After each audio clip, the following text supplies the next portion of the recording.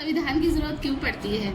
आज दुनिया के ज्यादातर देशों के पास अपना संविधान है। आमतौर पर सभी नागरिक देशों के बारे में उम्मीद की जा सकती है क्योंकि इसके पास संविधान जरूर होगा।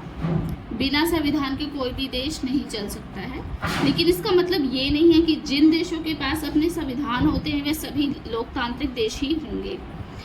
संविधान कई उद्देश्यों की पूर्ति करता है। पहला है, यह दस्तावेज उन आदर्शों को सूत्रबद्ध करता है जिसके आधार पर नागरिक अपने देशों को अपनी इच्छा और अपने सपनों के अनुसार रच सकते हैं।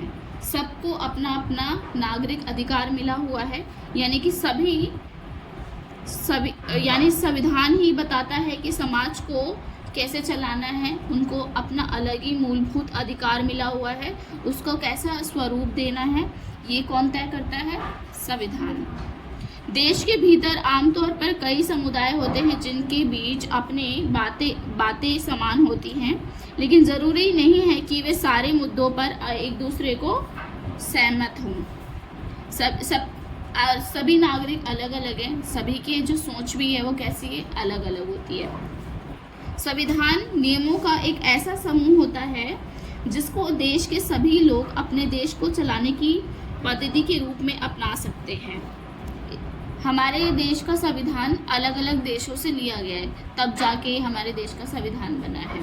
इसके जरिए वह न केवल यह तय करते हैं कि सरकार किस तरह की होगी, बल्कि उन आदर्शों पर भी एक साझी सहमत विकसित करते हैं जिनकी हमेशा पूरे देश में रक्षा की जानी चाहिए। आगे हम इस साइड में दिए हुए नोट्स को पढ़ते हैं। 1934 में संविधान राष्ट्रीय कांग्रेस ने संविधान सभा के गठन की मांग की।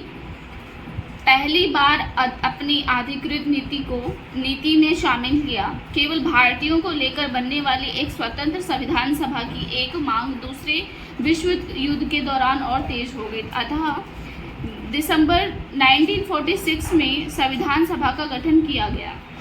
दिसंबर 1946 में से नवंबर 1949 के बीच में संविधान सभा ने स्वतंत्र भारत के लिए नए संविधान का एक प्रारूप तैयार किया। 150 में 150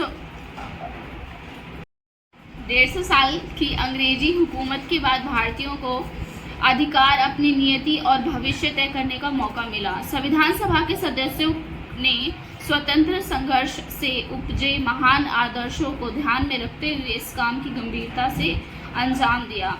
संविधान सभा के कर्मों और कामों के बारे में आप नेक्स्ट चैप्टर में पढ़ेंगे। Thank you so much.